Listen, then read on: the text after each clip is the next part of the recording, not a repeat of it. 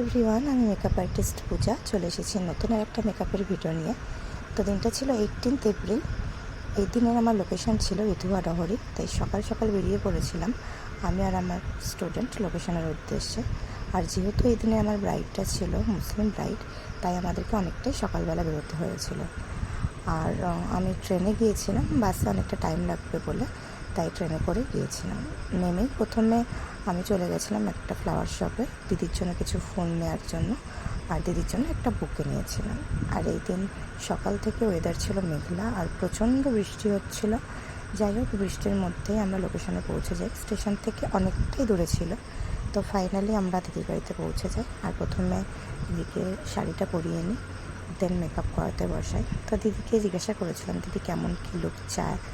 তো দিদি আমাকে প্রথম থেকেই বলেছিল যে আমার কোনো আইডিয়া নেই, যেহেতু আমি কখনোই মেকআপ করিনি, তাই এই সম্পর্কে আমি বলতে পারবো না।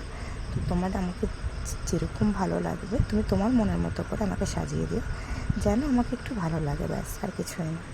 তো আমি চেষ্টা করেছিলাম আমি আমার মনের মতো করে সাজিয়ে দেওয়া, আর দিদিকে যাতে খুব মিষ্টি লাগে। আর এই দিনে যে ব্রাইড আমার ছিল, সে ছিল বাই প্রফেশন নার্স।